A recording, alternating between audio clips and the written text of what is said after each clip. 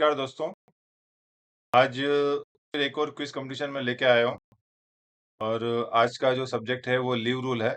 Leave rule काफ़ी important subject है, सभी रेलवे एम्प्लॉयी के ऊपर ये लागू होता है और चूँकि अभी एलडीसी होने वाला है और लीव रूल और पास रूल ये 2 ऐसे रूल है जो साथ में डीआरबी जो सभी डिपार्टमेंट के जो एग्ज़ाम होंगे जैसे ईएन है, एएसटी है, एएमई है, इंक्लूडिंग एपीओ सभी डिपार्टमेंट के लोगों के लिए यूज़फुल रहेगा इसलिए मैंने सोचा है कि लीव रूल के ऊपर एक क्विज़ कॉम्पिटिशन बना जाए। और इस बार लीव रूल पे क्विज़ कॉम्पिटिशन लेके आया हूँ और आज हमारे साथ 2 नए लोग जुड़े हुए हैं। एक तो पुराना ही है और एक नए लोग जुड़े हुए हैं। मैं सबसे पहले चाहूँगा कि उनका इंट्रोडक्शन हो जाए। इंट्रोडक्शन से पहले मैं जस्ट बता दूँ वही हमारा जो सिस्टम वही है कि क्विज़ कॉम्पिटिशन में कोई भी सही जवाब देगा तो 10 नंबर मिलेंगे। जवाब पे -5 और अगर किसी ने कोई जवाब नहीं दिया, गलत दिया या पास ऑन किया है तो फिर जो नेक्स्ट जो जवाब देगा वो उसको 5 नंबर मिलेंगे उसको। और मैं सबसे पहले अपने जो टीम के मेंबर्स हैं उनको बोलूँगा कि अपना-अपना प्लीज़ इंट्रोडक्शन दें। चलिए। Hi everyone, I'm Resli here from Southwestern Railway, Hubli Division, working as OS. Madam unmute कर लीजिए।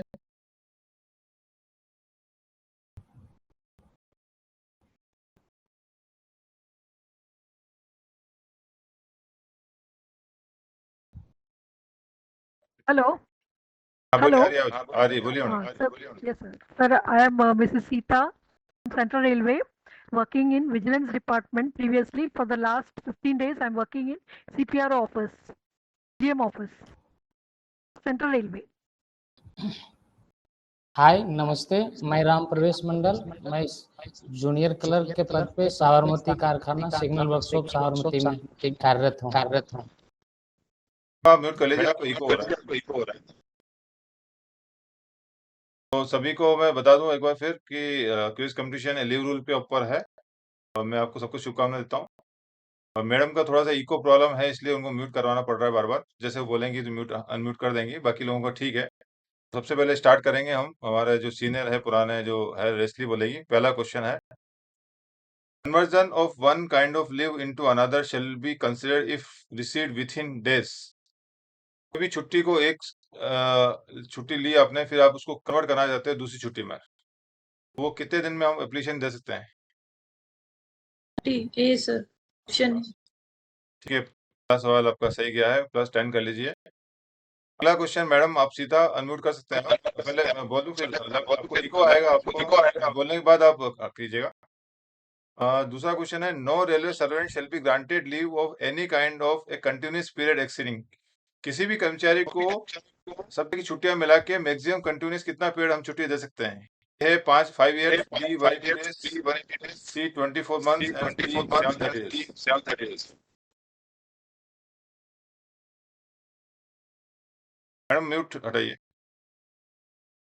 A 5 years. राइट जवाब, correct answer. Next question Ram Pravesh के लिए है। पहला इसमें दो ऑप्शन है आपके। पहला है permission of leave sanctioning authority is required to join while the leave sanction to him. मतलब कोई भी कर्मचारी ने अगर छुट्टी सैंक्शन कराई है उसको कैंसिल कराना चाहता है तो आना चाहता है, जैसे 10 दिन छुट्टी ली और 5 दिन में आना चाहता है तो उसको सैंक्शन करना जरूरी है, परमिशन लेना जरूरी है सैंक्शनिंग अथॉरिटी की। दूसरा है willful absence from duty after expiry of leave renders a railway servant liable to be disciplinary action। नहीं, जितनी दिन की छुट्टी कर्मचारी को दी गई है उसके बाद भी अगर वो कंटिन्यू बाद में भी एब्सेंट रहता है तो उसके खिलाफ डायरेक्शन लिया जा सकता है। इसमें बताइए एक सही है, दो सही है, दोनों गलत है? सर दोनों सही है। Correct, very good. दोनों सही है। कोई भी कर्मचारी बता दो लीव रूल में है, इसलिए देखा गया है कि 10 दिन की छुट्टी ली और आदमी 5 दिन में आके ज्वाइन कर लेता है, छठे दिन से काम कर लेता है, फिर बाद में हम कैंसिल कराते हैं। इसमें ठीक है, लेकिन एज पर रूल हम अगर जाएंगे तो एक बार आपने छुट्टी सैंक्शन कर दी थी, जितने दिन की छुट्टी सैंक्शन कराई है आपने उससे पहले आप ज्वाइन नहीं कर सकते without the permission of leave sanctioning authority. ये एक नियम है। अगला क्वेश्चन 4 नंबर है railway servant other than one who is working in railway school shall be entitled to dash leave on average pay in a calendar year. Railway कर्मचारी जो है Option A sir. कोई भी कर्मचारी है उसको एक साल में अदर देन स्कूल टीचर जो है 30 दिन की एलएपी मिलती है। Correct answer. मैडम मैं सुन लीजिए, फिर आप अनम्यूट कीजिएगा। पहला क्वेश्चन नंबर 5 है the leave account of every railway servant shall be credited with leave on average pay in advance in 2 installment of कुछ मिसिंग हो गया मेरा इसमें, शायद मैंने गलती से डिलीट करना रह गया है मेरा इसमें। 2 installment of dash each of the first day of January and July every calendar year। Actually में 2 मेरे को डिलीट करना था, रह गया, तो आपने एक 2 तो आंसर मिल गया आपको। कितने का इंस्टॉलमेंट मिलता है आपको लीव ऑन एवरेज पे हर जनवरी और जुलाई में कितने दिन का लगता है इसमें? A B C D. ए 15 है, बी 10 है, सी है 7.5 और डी है 10। बोलिए। 15 days। हाँ 15 डेज ये सही है। 2 इंस्टॉलमेंट साल में मिलते हैं एलएपी के। पहला जनवरी में लगेगा आपको 15 दिन और फिर 1 जुलाई में लगता है 15 दिन। हाँ प्रवेश, तुम्हारे लिए क्वेश्चन रहेगा। The leave at credit of a railway servant at the close of every half year shall be carried forward to next half year subject to the condition that closing balance does not exceed। तो हम कोई भी कर्मचारी को जो leave देते हैं हर जुलाई में तो कैरी फॉरवर्ड करते हैं। कैरी फॉरवर्ड करने के लिए मैक्सिमम किससे ज्यादा हम कर सकते हैं? तो 300 दिन, 30 डेज, 730, 300 प्लस 15। सर ए 300। करेक्ट आप दिया। और राम प्रवेश के मैं देख रहा हूँ दोनों अच्छे क्वेश्चन आए।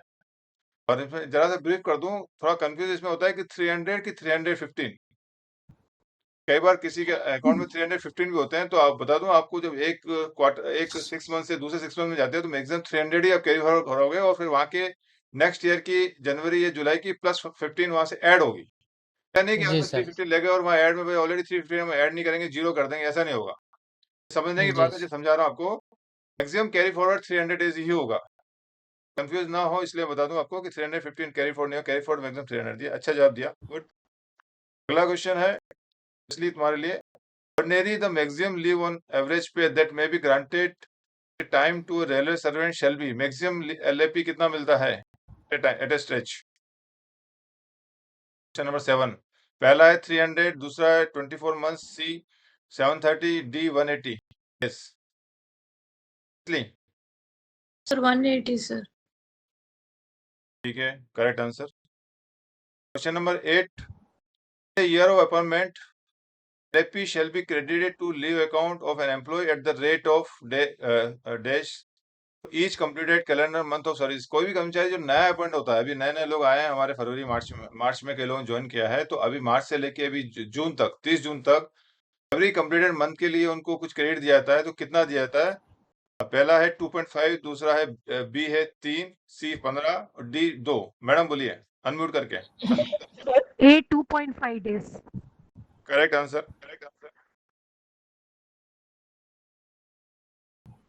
क्वेश्चन नंबर 9 है in the year of retirement designation of a railway employee LFP shall be credited eight the rate of dash days for each completed calendar month of service. कोई कर्मचारी रिटायर हो रहा है कभी भी, जैसे अभी मार्च में रिटायर हुआ, अप्रैल में हुआ, मई में हुआ, किसी महीने में हुआ था, तब भी हम उसको एवरी कंप्लीटेड मंथ के हिसाब से उसको क्रेडिट देते हैं। तो कितना देते हैं रामरोश?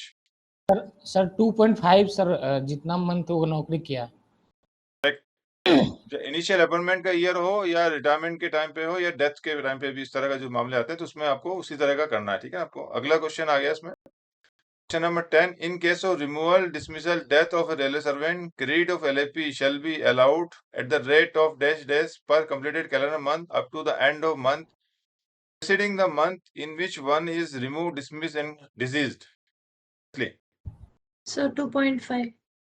ठीक है, तीनों क्वेश्चन कई बार कुछ भी पूछा जाता है, इसलिए तीनों क्वेश्चन मैंने बना है। इनिशियल अपॉइंटमेंट में 2.5 होता है और रिटायरमेंट में भी 2.5 होता है। और ये 10वें क्वेश्चन में एक खास बात है, मैं आपको जरूर बताऊंगा, कुछ शायद मालूम नहीं होगा। इसमें आप देखिएगा कि जनरली 9 में देखिएगा at the end of each completed calendar month, अब तो एंड तक जाते हैं अपन लोग। यानी कोई बंदा अगर 30 नवंबर को रिटायर होता है, ये तो आपको मालूम है सब लोग, नवंबर में रिटायरमेंट की जो मंथ होता है वो एंड ऑफ द मंथ होता है, लास्ट डे होता है, उस महीने का भी 2.5 मिलता है। ठीक है ना। लेकिन अगर कोई कर्मचारी जो है VR ले रहा है, वॉलंटरी रिटायरमेंट 10, 20, 30 ले रहा है, शायद मेरे वीडियो देने के बाद लोग, फिर कोई भी आदमी 10, 20, 30 को VR नहीं लेगा, वो last and of the month last day लेगा। अगर वो बीच के एक retirement and of the month ना लेके अगर एक दिन पहले भी लेता है, अगर वो 28, 29 को भी लेगा, तो उस महीने का उसको 2.5 का क्रेडिट नहीं मिलेगा। उसको कंप्लीटेड कैलेंडर मंथ का ही 2.5 मिलेगा आपको, यानी 2.5 लेना है तो कैलेंडर मंथ कंप्लीट करना पड़ेगा। तो रिटायरमेंट में चूंकि एंड ऑफ द मंथ होता है तो उस महीने का आपका क्रेडिट मिल जाएगा। सिमिलरली डेथ और रिमूव डिसमिसल में थोड़ा सा अंतर है, इसमें वर्डिंग आता है कि up to the end of month preceding the month in which one is removed dismissed deceased. Death case में हम वो महीना पकड़ते ही नहीं है, हम एक महीना पीछे का पकड़ते हैं। कोई आदमी नवंबर में एक्सपायर हुआ तो हम नवंबर को पकड़ेंगे ही नहीं, ठीक है, अक्टूबर तक पकड़ेंगे। अक्टूबर तक का हम उसको क्रेडिट देंगे 2.5 दिन का उसकी फैमिली को, ठीक है ना, सही है। यहाँ तक तो समझ में आ गया होगा। अब मजे की बात ये है कि अगर मान लीजिए मैंने कहा नवंबर में मरा तो नवंबर में एक्सपायर हुआ कोई कर्मचारी और हम नवंबर नहीं पकड़ेंगे, ऐसे भी मामले आए हुए हैं जहां वो 30 नवंबर को एक्सपायर हो रहा है, last day of the month, क्या करेंगे, कोई बताएगा? तो उनको दे देंगे, क्रेडिट दे देंगे sir. Leslie, last if he died last on the last day of the month, what will we do? क्या करोगी? Last day of the month, sir, come again, sir. कोई कर्मचारी हाँ, है, नॉर्मली रिटायरमेंट के केस में हम एंड ऑफ द मंथ अगर last day of सुपरनेशन last day होता है उस महीने का भी हम क्रेडिट देते हैं 2.5 दिन, ठीक है। डेथ केस में लिखा हुआ है अब सेकंड लाइन में कि per completed calendar month up to the end of month preceding the month in which one is removed dismissed disease, यानी मरने से एक महीने पहले कंप्लीटेड मंथ पकड़ते हैं, वो मंथ को हम पकड़ते ही नहीं है, रूल में हमारे लिखा हुआ है, ठीक है। लेकिन अगर कोई कर्मचारी अगर उस महीने के आखिरी दिन एक्सपायर हुआ है तब हम क्या करेंगे? First day of the month he died. इसको लगता है मैनुअल को पढ़ा नहीं आपने, मैं बता दूं आपको कि जैसे राम प्रवेश ने बोला है कि उस महीने का दे देंगे ना अपन, ठीक है जी सर। मैं आपको बता दूं हमको वही करना है जो हमको रेलवे बोर्ड ने बोला है, तो हमारा लॉजिक नहीं लगाना है। रेलवे बोर्ड ने डेथ के अंदर बोला है कि हम एक महीने पहले तक का ही क्रेडिट देंगे, वो कभी भी एक्सपायर हुआ हमको उसको देखना ही नहीं हमको, सही है। ये समझिए बात को कि हमको अपना लॉजिक और हमारा दिमाग और हमारा वेलफेयर नहीं करना, हमारे एम्प्लॉय को हमको वही करना है जितना वेलफेयर सरकार ने हमको बोला करने को, उससे आगे नहीं करना है। ये बात तो ये होगी।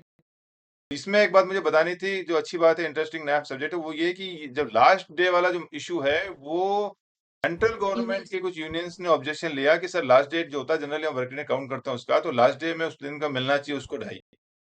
उसके बेस पे सेंट्रल गवर्नमेंट ने अपना लीव रूल चेंज किया, अमेंड किया, उसमें उसमें कहा गया है कि अगर कोई कर्मचारी है अगर लास्ट डे एक्सपायर होता है उस महीने का भी मिलेगा। जनरली हमारे रूल सेंट्रल गवर्नमेंट के रूल को हम करते हैं, एडॉप्ट करते हैं, लेकिन ये रूल मेरे ख्याल से रेलवे बोर्ड ने अभी तक नहीं निकाला, हालांकि ये रूल सेंट्रल गवर्नमेंट में 4-5 साल पहले निकल चुका है, पहले निकल चुका है। रेलवे ने अभी तक इस चीज को एडॉप्ट नहीं किया है। तो रेलवे में जो हमारा नियम है वो यही है कि जिस महीने में भी कर्मचारी एक्सपायर होता है उससे एक महीने पहले तक ईच कंप्लीटेड मंथ को हमको 2.5 देना है, ठीक है। कुछ नई बात थी स्पेशल, इसलिए मुझे बताना था, मैंने इसमें टाइम लिया थोड़ा सा। आगे चलते हैं अपन, नेक्स्ट क्या क्वेश्चन है ये?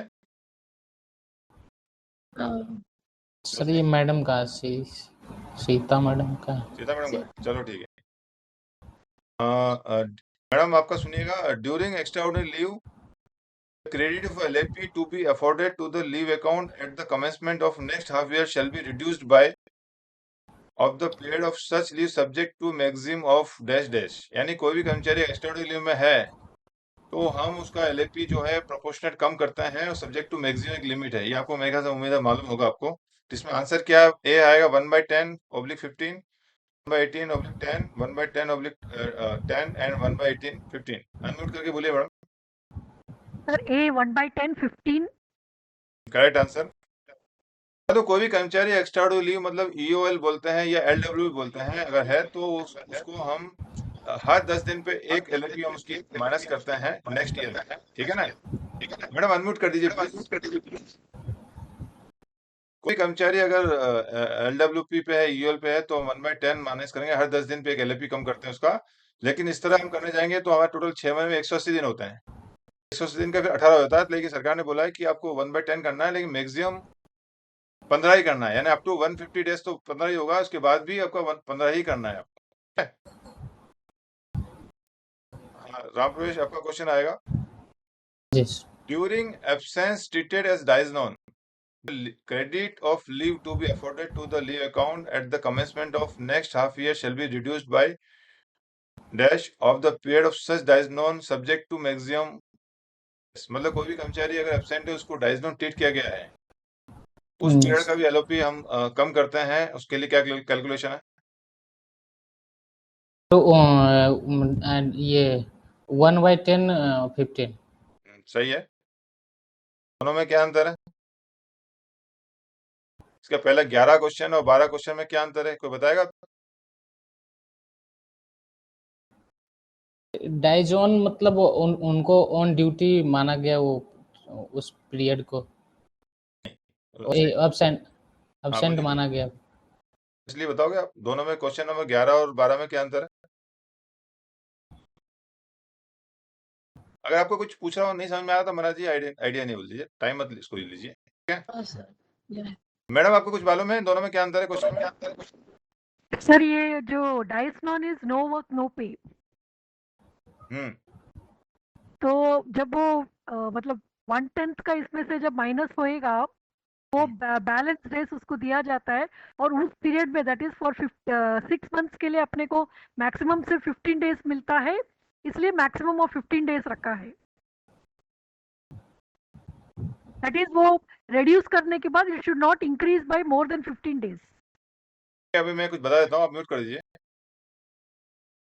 दोनों में अंतर मैं बता रहा हूँ, मुझे जो जवाब चाहिए तो मुझे मिला नहीं, बता देता हूँ। देखिए, एक तो एक्स्ट्राऑर्डिनरी लीव मतलब ये आपकी एक छुट्टी हो गई, अंतर है कि छुट्टी में आपको अब एलएपी लेके जाओगे 6 मंथ की, तो आपको एलएपी मैंने एलएपी लेते हो उस 6 मंथ का आपको 15 क्रेडिट भी मिलेगा, एचएलएपी एलएपी के दोनों का, ठीक है ना? लेकिन एक्स्ट्राऑर्डिनरी लीव में आपको क्रेडिट नहीं मिलता, उतना माइनस कर देते हैं हम लोग। तो ये होगी लीव आपकी 11। 12 नंबर में जो मुझे बताना था आपको, इसमें accordingly during absence treated as dies non, ये देखिए बहुत इंपॉर्टेंट है सब्जेक्ट। ये येलो किया हुआ है, ये ट्रीटेड एज डायजोन लिखने का मतलब समझते हैं आप? कोई बताया तो आपको, ज्यादा कंफ्यूज टाइम नहीं करिए। कोई भी एब्सेंट अगर कोई पीरियड है, कोई कर्मचारी का एब्सेंट है, and if it is not treated as dies non, absent period break in service हो जाता है आपका, वही सर्विस आपकी ब्रेक हो जाती है उसकी।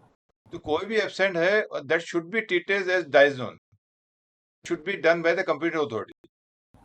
ये जनरली हम करते नहीं है, प्रैक्टिस के लिए होता नहीं, लेकिन कोई भी अगर बंदा एब्सेंट है तो that is to be condone by the computer authority and treating them as a dies non, otherwise it will be treated as break in service. हम करते नहीं प्रैक्टिस में, लेकिन नियम में ऐसा लिखा हुआ है कि कोई भी एब्सेंट है, डायजोन। डायजोन का मतलब जैसे आपने कहा था ऑन ड्यूटी होता है, डायजोन एक ब्रिज बन जाता है, उसको जोड़ देता है उसको, है? तो इसलिए कोई भी एब्सेंट पीरियड है उसको डायजोन मानना जरूरी है। इवन सस्पेंशन पीरियड भी अगर सस्पेंशन होता है उसको हम डायजोन मानते हैं उसको, अदरवाइज क्या ब्रेक इन सर्विस हो जाता है। तो ब्रेक इन सर्विस ना हो इसलिए उस पीरियड एब्सेंस पीरियड को हम डायजोन ट्रीट करते हैं। जब डायजोन ट्रीट कर दिया तो पीरियड जुड़ गया आपका, डायजोन कराना बहुत जरूरी होता है। तो सेम वही चीज है, अंतर थोड़ा सा है, बारीक अंतर है इसमें। तो ये तो छुट्टी पूरा लीव ही है, एक्सटर्नल लीव मतलब सैंक्शन होनी चाहिए आपकी, तभी एक्सटर्नल लीव बोलेंगे, ना तो फिर आपकी एब्सेंस हो जाएगा। सैंक्शन नहीं है तो आपका एब्सेंस हो जाएगा वो, उसको डायजोन कराना चाहिए। रूल यही है कि अगर कोई कर्मचारी का बार बार अगर एब्सेंट हो रहा है तो हम जनरली उस टाइम तो नहीं करते, रिटायरमेंट के टाइम पे जितना ही बंदा पीरियड है उसका, उस सारे पीरियड का एब्सेंट पीरियड को कंप्यूटर अथॉरिटी पर जाके डायजोन ट्रीट कराना चाहिए, otherwise treated as break in service. एक नियम है जिस बता रहा हूँ जानकारी के लिए, ठीक है ना? आगे चलते हैं, question number 13। Permanent object temporary railway servant shall B entitled to leave on half wage pay of dash respect of each completed year of service। कितने दिन की जो है Option A leave? 20. 20 दिन का मिलता है। क्वेश्चन सही है आंसर। अगला क्वेश्चन मैडम के लिए रहेगा, question number 14। The amount of leave on half average pay that can be availed of in one spell shall be limited to. Half average pay maximum कितना मिलता है madam at a stretch one spell में? मैडम बोलिए unmute करके। 24 months B। Okay correct, unmute करते ठीक है। अगला क्वेश्चन है 15 नंबर। Total number of child adoption leave is admissible. आप बताइए कितना मैक्सिमम चाइल्ड एडॉप्शन लीव मिलता है अपने को? 730 डेज है, ए, बी 135, सी 180, डी है सर 1 ईयर। 180 सी। जवाब आपका मैडम रेस्ली? So 135. 135 सही है आपका, 135, ठीक है? तो चेक कर लेना आप, ठीक है? -5 कर लीजिए और +5 कर लीजिए उसमें। अगला क्वेश्चन है 16, ये शायद रेस्ली का रहेगा। Maximum study leave that can be granted to employee other than doctor is. Maximum study leave कितना मिलता है रेस्ली, बोलो? 24 months. 24. 24 मंथ्स सही है, 10 कर लो। मैडम बोलेंगे अगला, maximum study leave that can be granted to doctor is. डॉक्टरों को मैक्सिमम स्टडी लीव कितना मिलेगा? A 1 year, B 24 months, C 36 month, D 24 months. Madam बोलिए, म्यूट कर दीजिए। C36 months. Correct. Ram Pravesh बोलिएगा। Question 18, maximum study leave normally in combination of other kind of leave that can be granted to employee other than doctor. Study leave है in combination of other leave, दूसरी leave के साथ जोड़ के हम कितना maximum ले सकते हैं, डॉक्टरों के को नहीं इसमें काउंट करेंगे। तो ए है 1 year, B 24 months, C 36 month, D 24 months.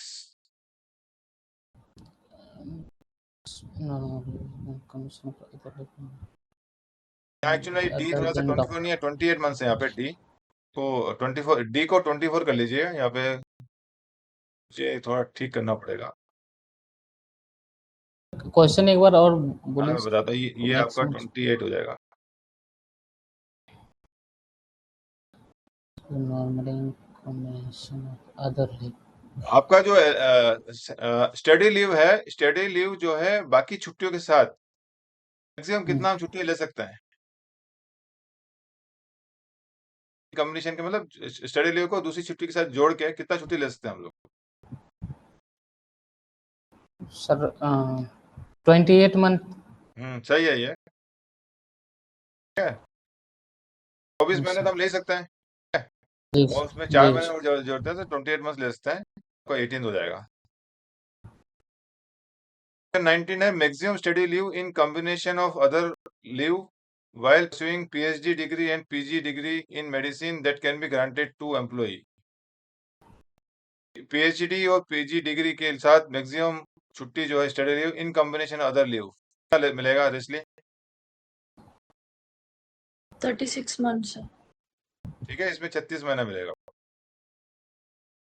अगला क्वेश्चन है, if a railway servant resign or retire from service or otherwise quit service without returning to duty after a period of study leave or within a period of dash years after such return to duty, he shall be required to refund entire cost of study leave such as leave salary, study allowance, cost of fees, toiling hours, other expenses if any incurred by the railways. मतलब कोई भी कर्मचारी study leave पे गया है तो उसको minimum कुछ सर्विस काम करना पड़ता है, अगर नहीं करेगा तो पूरा उसको रिफंड करना पड़ेगा जो पेमेंट लिया हुआ है। तो कितने साल काम करना पड़ेगा उसको? 1 ईयर, बी 2 ईयर, सी 3 ईयर, डी 5 ईयर। मैडम बोलिए। Sir, C3 years. 3 ईयर सही जवाब है। सभी के जवाब सही जा रहे हैं, क्या बात है, कोई तैयारी अच्छी की लगा लोगों ने। अगला क्वेश्चन राम प्रवेश के लिए। The leave on half average pay shall be credited to leave account on a railway servant on 1st of dash and dash at the rate of 10 day each in advance. Credit किया जाता है जनवरी और जुलाई में first day का, जून and December में every month, end of the month, none of the above. A January और July. काफी simple question था मेरे ख्याल से तो। जी रेस्ली के लिए अगला क्वेश्चन है, the year of appointment LHAP shall be credited to leave account of an employee at the rate of dash dash for each completed calendar month. जैसे LAP का था इशू, सेम HLAP में हम जो बंदा अपॉइंटमेंट के time पे कितना क्रेडिट करते हैं? इसलिए Sir, 5/3. क्वेश्चन नंबर 23 मैडम के लिए रहेगा, in case of removal, dismissal, death of railway servant, credit of LHAP shall be allowed at the rate of dash dash per completed calendar month up to the end of the month preceding the month in which is removed, dismissal, deceased. 5/3 sir. Same वही LAP HLAP का मामला यहाँ आएगा कि death के मामले में initial appointment में और डेथ के मामले में हर महीने का क्रेडिट जो होगा आपको 5/3 रहेगा। प्रवेश, in case of retirement resignation, credit of LHAP shall be allowed at the rate of dash dash per completed month to the date of retirement resignation. Sir 5/3 सही है। इसमें 2 क्वेश्चन आ गए रेस्ली के लिए, आपके लिए। While calculating the completed month of service, the month may be rounded off to the next higher if exceed more than 15 days in case of LHAP. कोई हम कंप्लीटेड मंथ को हम कैलकुलेट कर रहे हैं तो 15 दिन होते हैं, इसको राउंड ऑफ कर देंगे LHAP के मामले में। दूसरा, while affording credit to half pay leave, fraction of day may be rounded off to next nearest day in case of LHAP. बोलिए इसमें क्या सही है? पहला सही है, दूसरा सही है, दोनों गलत है? Yeah.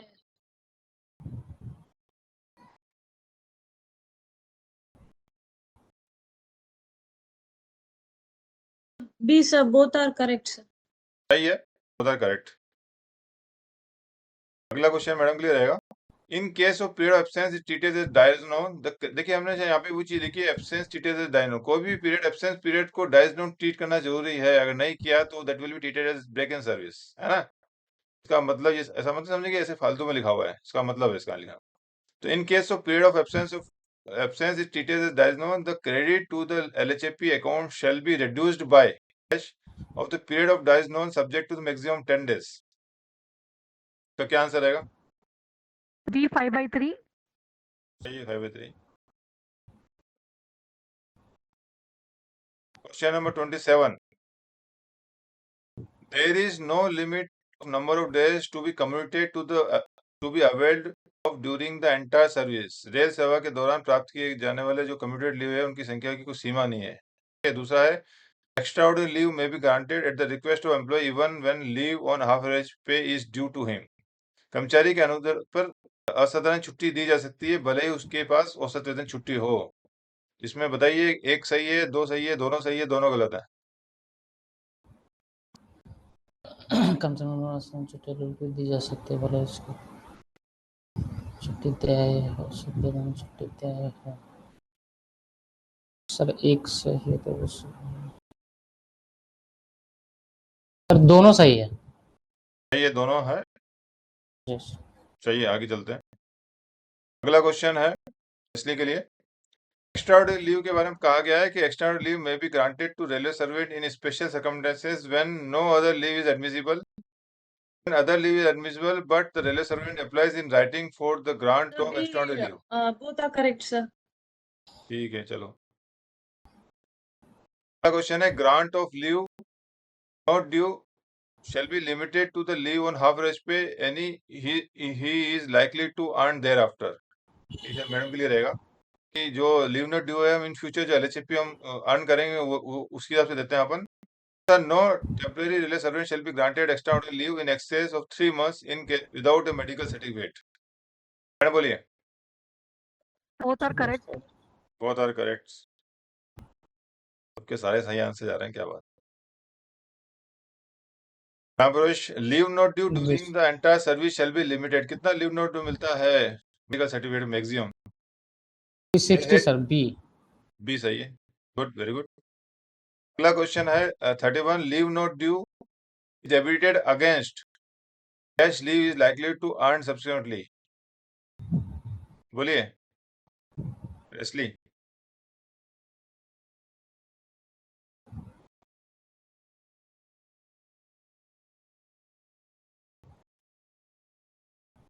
लीव नॉट ड्यू जो मिलती है हमको इन फ्यूचर क्या मिलने से हम एडवांस में उसको काउंट करते हैं?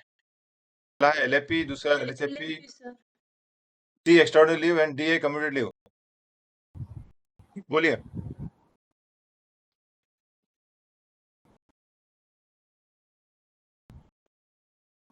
Commuted leave. कौन? सीधा मैडम बोलिए। LHAP. LHAP. सिंपल क्वेश्चन था ये तो जस्टली।